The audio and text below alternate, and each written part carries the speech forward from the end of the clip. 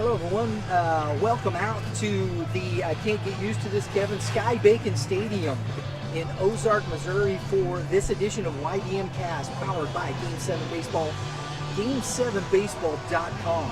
Remember, one of the premier, if not the premier tournament company in the Midwest, Tennessee, Illinois, Missouri. Anywhere you want to go, Kentucky, they're going to be in Kentucky this weekend, I believe it is. So make sure you go to Game7Baseball.com. Get yourself registered.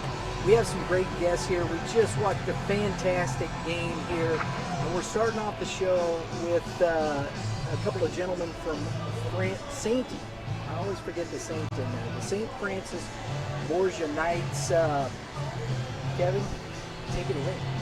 Guys, congratulations on a big semifinal win. Got Coach Struckoff and star pitcher Jack Nobe here. So that's not typical, an unsuspenseful semifinal game. I'm sure it felt a little different maybe in the dugout, but Jack, you were in control throughout the game. We'll get to you in a second. Coach, talk to us about what it does for a team when you got a frontline guy that you can run out there. And I know you got a couple of them on the mound. What that does to a ball club, though. Well, it just gives us a lot of confidence throughout the game, knowing that he's going to shut down the other team. We can keep grinding, keep having good at-bats. Even early in the game, we were getting guys on and not getting them home. We had a lot of opportunities early and throughout the game, and we were finally able to break it open there in the bottom of the sixth a little bit and give us a little bit of insurance and breathing room. But that when you have a pitcher on a mound that just holds the other team down and holds them down and doesn't even give them a sniff, we can just keep having good at-bats and stay confident. And that's pretty much what this whole season with Jack's been and this whole run in the postseason with him also. Jack, phenomenal job today. Early on you were kind of upper 80s up to 91, and then in the middle innings you went, I don't want to say down, but you were more like 87, 88, and then that last inning you found that extra gear again, didn't you? Yeah, I just wanted to show everyone what I could do and really just shut them down. Don't let them get any room for breathing. You certainly did that. Now, you also do it with the bat. What's more fun? Is it the doing it with the bat or controlling the game on the mound? Controlling the game on the mound is so fun. Everyone, spotlight's on you, everyone's looking at you, and it's just your chance to make a statement. So, game plan today. What were your thought process heading into the ball game with the good Webb City team? I've seen you pitch back-to-back outings, so I think I know the answer from general observation. It's pretty clear, but tell us what your plan is out there when you're on the mound. Yeah, obviously they made a run to state, so they were going to be a good team, a good hitting team. So I knew I had to go and give out my best. Obviously, if my fastball's working, I'm going to go to that. Just throw it up there, see what they can do with it. And then I always with slider is a go-to secondary pitch. But if I can get my fastball down, it's going to be a good day. Coach, I say this all the time. In general, when you get hitters that pitch, because I'm sure Jack looks at it that way, they understand how hard hitting is. And so they generally attack the strike zone, and Jack's done that the past 2 weeks, hasn't he? Exactly. He don't walk anybody. He goes right after them. He makes them earn what they get. And, they put the ball in play a couple times during late innings and got guys on in the seventh, and that was, credit to them. But he's going to go at you. Like you said, he knows how hard it is to hit. It's not an easy thing to do. And he's been, outstanding pretty much all year long by doing that, and get a couple other guys on staff to do the same thing. And that's we preach that a lot. Throw strikes, make them earn what they get, and use your defense behind you. And Jack really does. But he's right. The game plan is pretty easy when he's on the mound. He's going to go at you with his hard fastball and the slider when needed.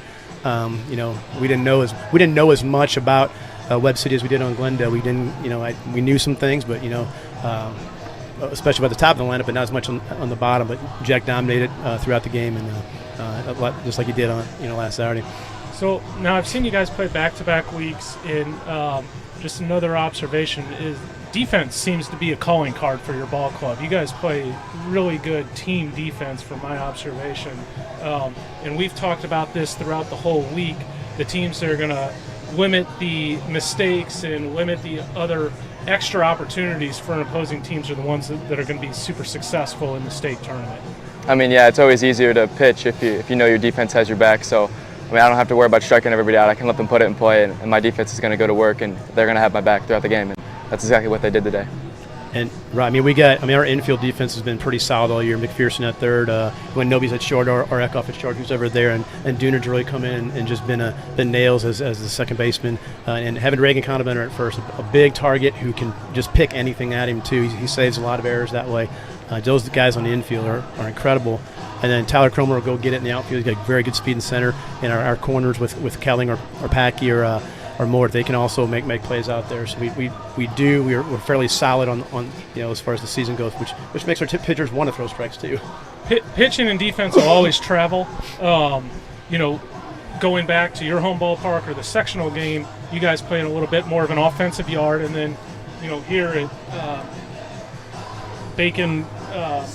Sky Bacon Field is clearly a pitcher's ball yard, and there aren't many high school guys that can run it out of here. Jack's probably one of them, but puts an emphasis on pitching and defense, and that obviously plays into your hands as well.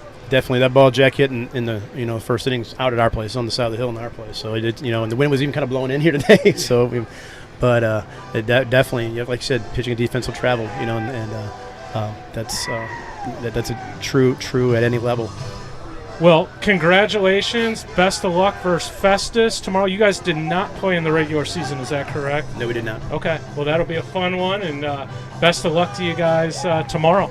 Thank you. Appreciate it. Thank you very much. All right. Kevin, I'm going to make an adjustment, and we'll keep going as he's shaking hands here. Thank you. So, guys, congrats. Thank you very much for your time. Good luck to you tomorrow. Have a good rest. You'll be here for a while, I'm sure. Yeah.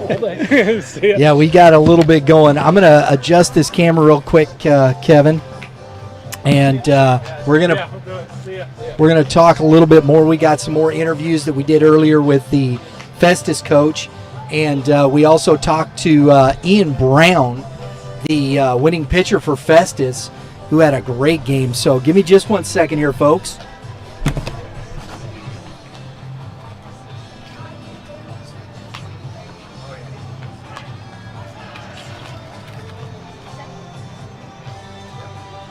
Proved why he's legitimately one of the best pitchers in the state.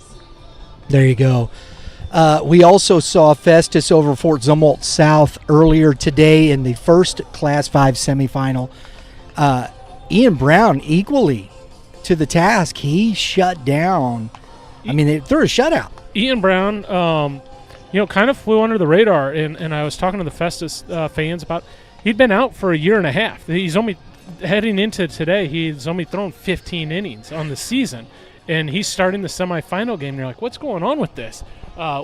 He'd been out with the shoulder injury for the past year and a half, and was a main guy for him prior to injury, and did a heck of a job and threw a complete game. So he timed his rehab just right and just in the nick of time, and now Festus is sitting there with sophomore ace Mason Shermer on the mound, and you'd have to imagine that Borgia's going to counter with one of their top guys as well. I apologize. Caden Carroll, who's having a heck of a year with a 1.28 ERA. So we're set up for a fun one in 5A, and we've talked about that, kind of the difference in classes. Each of these guys got an ace left. They threw really good ones. They got another one ready to go for the championship game. And I think that's the key here. We're going to take a quick we got this queued up here. Couple minutes here with Mr. Brown, so let's listen to that. Folks, we have Ian Brown here, who is the winning pitcher for the Festus Tigers, going a complete game today. Ian, congrats on that win, buddy. Thank you. It's a tough Zumwalt South team you faced today. Some good hitters. Talk to us about your approach on the mound, buddy. I just like to stay confident and ready to go, and I knew they were a good team going into it, but I just knew that I had to throw the ball like I know I can, and it turns out it worked, so I was happy. Well, I think one of the most interesting things about this today is I learned, I'm down watching this and some people around, you just came back from a very big injury. Talk to us a little bit about that. Yes, sir. I had my labrum on both sides, and I had like a bone break off, so I had to get that replaced with 2 screws and my labrum fixed, obviously. But that took me about 6 to 9 months, and I honestly wasn't sure if I was going to come back and play baseball anymore because I didn't know how it was going to turn out. But I pushed through it and stayed confident, and now I'm here now and throwing the ball hard, and my teammates love it. And you just punched your team's ticket to the state championship final, man. That's impressive, young man. And, you know, on the deal, you'd only pitched like 15 innings prior to this. So to come in and do that, that's impressive, young man. Thank you. Impressive. I wish you the best. I'm not going to keep because I know you guys are heading back to the hotel, get some rest. Looking forward to that, seeing you tomorrow in the championship game. Anything you want to say to your mom and dad? I love you guys, and thank you for helping me get back. There you go. Ian Brown, folks, Festus Tigers. Congrats again, young man. Thank you. That was a really good interview there with Mr. Brown. And so we had an opportunity then to catch up with Coach Montgomery and talk about the game and then kind of looking at the forecast for what's coming tomorrow. So let's check that out. We appreciate Coach Montgomery. Here you go. All right, folks, we're here with head coach Jeff Montgomery of the Festus Tigers. Just punched a ticket to the championship game. Coach, congrats. Oh, thank you very much. Very competitive game, and we're here to try to win the whole thing. You know, we got there last year, fell a little short, so feels good. We got to win one more. Yeah, and we were here last year, watched that game, saw the championship game. Like you said, it was right there. You guys, and to get back, that's a challenge in and of itself just to get back to the Final Four, isn't it? Oh, yeah, absolutely. You know, we started out 1-3, played some Class 6 schools early, had some injuries, kids coming back from injuries, and like you know how sports work, I mean, you got the target on your back. You know, everybody wants to beat you, and we had a couple squeakers, you know, in conference play, and I think they just motivated us and just made us stronger to get better. Absolutely. You guys have you've got some tremendous players. Talk about your pitcher today, Ian Brown, coming off that injury. You were talking about injuries. Wow, he was good. Yeah, he's, you know, it doesn't really surprise me. I mean, we know what kind of magic he's capable of doing on the mound, and he's just a very competitive kid. Yeah, we lost him last year before districts. He was basically our 1. You know, he goes and gets labrum surgery late summer and works his way all the way back. And again, you know, a lot of these fastball hitting teams that we see, you know, he has a lot of run on his pitches and is just very effective, and just really happy for him. It's just been a long road back. You guys, you have guys in your lineup. They were barreling some balls. Your shortstop, Hayden Bates, kind of leads that charge. Talk about your offense today, Coach. And I mean, it wasn't a juggernaut affair, but no. They got it done when it was necessary. Yeah, we did. I mean, you know, the pass ball was big to get the second run, but you know, Cole Skaggs, the 9-hitter, our DH, singles to right. We run for him. And then we get into Jeremiah Cunningham, who doubles deep to the fence and gives us a run there. And, you know, Hayden hit balls hard. And, you know, just offensively, we've been a pretty deep, lengthy lineup really all year. And it was good to see us squeak out a couple there early. I think that kind of gave us some more confidence. Yeah. And we had some good looks. I mean, Cox is a very, very good pitcher. I mean, I don't even think he had a loss all year, and we knew he was going to be tough. So we had a lot of swing and misses, but, you know, got some hits when we needed them. Coach, you got a couple of really good teams down here getting ready to play behind us in St. Francis Borgia, Webb City. Do you know much about these? Have you seen, you know, follow? I know it's tough sometimes especially when like Webb City's clean across the state. Right. That's kind of the challenge of the state championship, isn't it? It is. You know, with video now and just all the websites, you know, doing live stream and things like that, we did kind of dive in and find some information. My coaches are really great about that. They worked really hard to go through and try to scout, and we did that with today's game. But yeah, we did. I guess that's the nature of the beast. You know, you put all your games in video for your fans to watch, and then they're all out there on the internet, and you know every team now gets to see all your stuff. You know, that's the drawback. You know, it's fun for all the people to see all the games, and all the games are archived and you know on our website. And it's just our school does a great job videoing all the games, and so I'm sure they're watching the stuff. They probably got a lot of stuff on us too. So yeah, you know, the bottom line is you got to go out and play the game and execute. We do some of that live streaming ourselves, so Yeah. I'm guilty of that, Coach. Yeah. We hopefully, you know, I'd love to get down there. Maybe we do a Friday night lights game. You guys don't have lights though, do you? Yeah, we do. There you go. Yeah, we got a new turf field on campus. We've had it 2 years with lights. Yeah, it's amazing. Our school district went and got that for us 2 years ago, and and I just have to plug that. I mean, because it not only were we a good team, but it just to have an all-weather surface, it just changed our culture and you know the reps you can get on a weekly basis, and you know it's just a great thing. It turned out to be a big. It really catapulted us, I think, a lot to make us even better. Well, I'd love to get down and do a Friday Night Lights game with our crew from Youth Baseball Midwest. Love to do that. Yeah, that'd be awesome to have you guys down. You know, there's some good ball down there. There really is. You know, the county, Jefferson County, has a lot of good players. Yeah. Some of those guys don't always get, you know, the St. Louis media coverage maybe that they would have gotten. But yeah, there's a lot of good rivalries, a lot of good ball.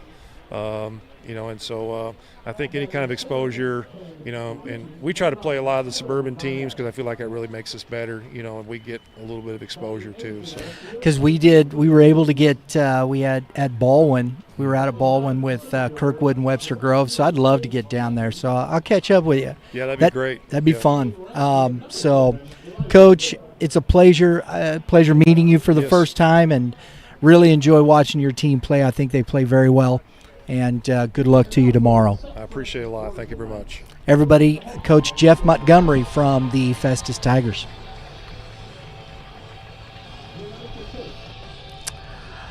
We appreciate Coach for coming on and talking to us. Appreciate him being part of the show here. I'm having trouble with my headphones. Couldn't hear myself, and I didn't think I was on, Kevin. So there you go. Hey, Festus, St. Francis Borgia, that's going to be a dandy tomorrow, isn't it? It's going to be a lot of fun. I'm looking forward to that one. I think that's a great Class 5 championship. Both teams have shown they deserve to be there. So, but we're going to get in. We got Francis Howell warming up right now. Jackson over there. The big boys take center stage. Yeah, ready for it. Just looking at some of this stuff. All four teams have 30 wins. The win totals are 30, 32, 32, and 33. So we've got a lot of wins here in 6A. Isn't that crazy? It is, and they've all played great schedules. So this is going to be fun. And, you know, you look at it, I know Howe has double-digit losses too. They do. Right? 30 and 10. You know, I mean, you got 30 wins, but you've played 40 ball games, and you got 10 losses. That shows you really, like you said, how good the competition is around here. They're not going and playing cake teams. They are looking for the competition, and that's why they present so well and why they have the record they have. Absolutely. They don't shy away from competition. In fact, maybe they overschedule a little bit, and I don't mean that in a negative way, but right. I think Coach Perkins intentionally puts his team in harm's way to learn to see what he has and forces them to use all their pitchers. And, you know, Jackson does the very same thing. They've played some out-of-state competition. They've played CBC a couple times. They've played a really great schedule. They came over and played some Springfield teams, and they're 33-6. So this is going to be that's our first matchup, Howell versus Jackson. What a phenomenal pitching matchup this is going to be. Caden Bogenpole and Bryson Naputi. It's going to be a fun one. And, you know, not that Naputi is just this crafty lefty. He has pop on that fastball, but it's still kind of power versus. Well, yeah, Naputi is not like a thumber by any stretch of the imagination. He's going to be up to 89, possibly 90, but he is like long-term, big picture, a pitchability lefty, and Right. that's a positive. Right. There's plenty of big leaguers that make a good living being pitchability lefties, and Bogenpool is your big physical right-hander that's going to try to blow the doors off of you. So a little bit of contrasting styles, and both are highly effective, and it's gonna make for even a better viewing because you're going to get to see a little contrasting styles here. I got to see Jackson play already. We had the CBC game that they won there, and they were hitting in that game too, Kevin. So it wasn't just Bogenpool on the mound there. They were hitting the ball well. From what I saw up and down the lineup, they got guys that are capable of stringing hits together, putting pressure on the pitcher offensively. Really deep lineup. A lot of college commits, 1 through 9. Baden Hackworth, the catcher behind the plate, heading to St. Louis U. Big-time arm back there behind the plate. So this is a really deep team. It's not just the Bogenpool and John Paul Sauer show. They have a complete roster. It can hurt you in a lot of different ways. They're going to play really sound defense. They can hurt you with the bat. They can play pitching. They can do pitching and defense if that's what the game entails, and they can also get in a shootout with you. As we saw that day at CBC, it was more of a shootout type game. But they can also play that, that 3-2, 2-1, 1-0 type ball game if they need to. The nightcap, Nixa, Liberty North. You've seen Liberty North. Have you seen Nixa play, Kevin? I have not seen Nixa Okay. play yet this season. So, but Liberty North, we know what they have. They are loaded. They're not even reloaded. They're just loaded from last year. That's those two teams there that we thought we'd see again here, and it is. It's Howell and Liberty North. They didn't have to reload. They just were loaded, and they just brought all the bullets back. Yeah, well said. Liberty North, I've said this from the start before the season. I thought they were the most talented team in the state in terms of roster depth moving on to the next level. For my money, it was Liberty North. Now, all 4 of these teams are right in the conversation. Right. If we're marking up a top 6, 7, 8, they would all these 4 teams would make that list on guys moving on to the next level. So, but Liberty North would have to be at the top of that heap. Yeah. We've kind of gone back. I like Francis House still, and I know you've said. So do I. I know you do, but you've had that Liberty North right at the top there all year. You've stuck with it, and that's the thing. They are that good, aren't they? They are. I will say this: anyone can win it at this point. Yeah, and that's true. When I say they're the most talented, it's not like it's a blow. This is close. Right. Francis Howell also has ridiculous roster depth. It was, as I just went through with Jackson, Howell's the same deal. Yeah. A lot of depth that, if he's probably not going to, but Brett Norfleet has an off night or whatever, they still got like 7 other guys that can really hurt you in their lineup. They got young guy. They got one of the best couple of young players in the state with Jackson Vaughn and Leo Humbert that hit in the middle of the lineup. Leo, of course, was a star as a freshman for him, and then another couple sophomore studs to watch out for is this Nixa ball club with sophomore Caden Cloud and Wyatt Vincent. Those are going to be 2 fun sophomores to have an eye on tonight, and they'll have their hands full with Tate McGuire. But I know. I think we have Dad over here. What's your son's name, bud? Charlie. Yeah, we have Caden Cloud's father right over here. He's ready. They've been here all weekend, part of the Army National Guard. Give a shout out to the guys. They've been sucking it up in the heat, and he's been waiting for this game tonight all week. I know the whole town of Nix is about to be here in a couple hours, so it's good that you got your seat already. And we've been chewing the fat all week, and he's been talking about Nixa. So I think, there isn't anybody in this tournament right here. I think Class 5, Class 6, especially the Class 6, can't pull out a win. I'm looking forward to seeing Nixa because it's one of those, and Liberty North, I saw them last year. So it's one of those extra teams you get a chance to look at. And when we're down here, Kevin, we've met some coaches, guys that are from this area, and making those relationships and being able to hopefully continue to grow our sphere of coverage, because the Ozark Conference is brutally tough. Absolutely. There's some great teams, and I think I brought this up a couple times.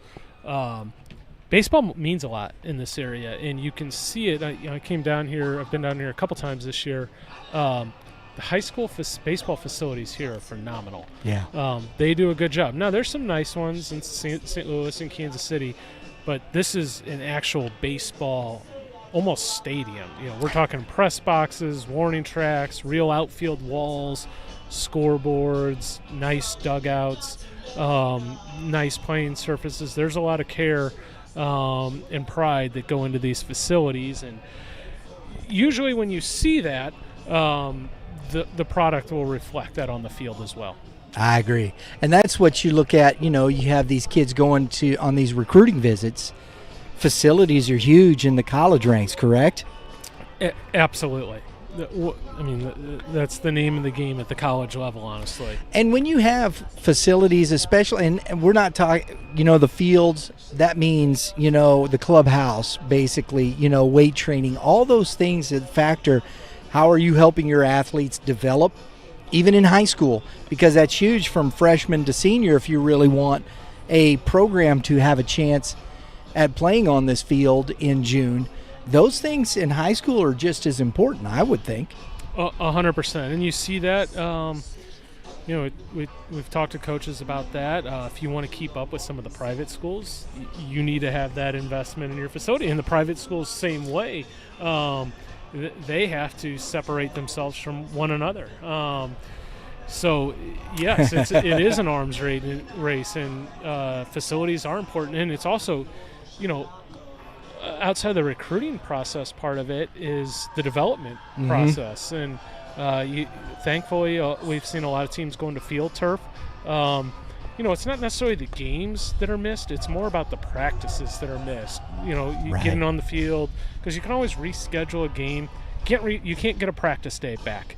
You don't get to make those up. If you're out rained out on March 15th before the season, you don't get that day back. So the teams that have that field turf are able to get out and get a lot more practices on the field, and it's going to show up later down the road. I love what you said, because when we were talking with Coach Montgomery from Festus, they'd just done the turf, they added the lights, and he said it really helped change the culture. The more opportunities, they're able to get on the field, they're able to do those things, and that turf helped that aspect. Just what you said there, I love that. That highlights it.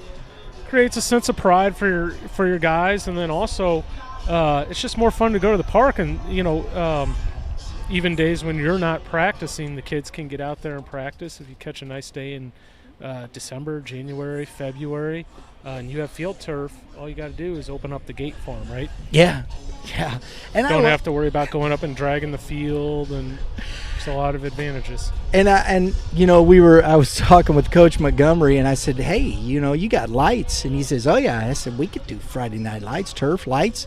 That's a great venue to do that. We did it at Troy. They had lights, and and I said I was a little presumptuous of us to call Friday night lights on the St. Charles West game in Pattonville, because we started at 4. It was Friday. Yeah. There was a light in the sky. Yeah, on Friday, 4 o'clock starts the night, right? Like everyone's done working by then, right? Except for you and I. Exactly. So it was one of those things, but oh well. But it was So I think the more opportunities that we're getting this way, love to get down to South County in those areas. I think especially Festus, I don't think they're going anywhere. They got some young guys. Was it Hayden Bates is still he's a Festus junior. is set up to be really good again next year. Yeah. So I think we got the Blues coming on here. So we're gonna finish up here, Kevin, and we're gonna get to some more baseball. It's been good today, and we're looking forward to some more. And tomorrow morning we'll be back, 9 o'clock right here. We'll have Coach Logan Hughes from Nixa. We'll see if it was good or bad for him. But we're going to have him on the show in the morning previewing the championship games and the third-place games, and we'll see who gets it done. It's going to be fun. Absolutely. As always, for Kevin Moulder, hey, if you want to follow Kevin Moulder, Prep Baseball Report, Instagram and Twitter, PBR Missouri and PBR_Moulder on both Twitter and Instagram. Make sure you check it out. Follow Kevin, okay, folks? And if you want to watch some of this baseball, we have the link, Misha TV, here in the description. Go click on it. It's a pay, but go look. It's going to be well worth the price to pay to watch these games, right? 100%. It's going to be fun. Exactly. So, folks, thanks for tuning in. Remember, Prime Sports Midwest. Go check out Prime Sports Midwest. They're up in Fenton, Missouri. They are also online at primesportsmw.com. We appreciate our sponsors. And for everybody today, we appreciate them joining us. We're signing out. All you pitchers, keep throwing strikes. Kevin was going for it. I saw you. Go ahead, bro. Do it. And hitters hit them where they ain't. I love it. And we'll see y'all next time.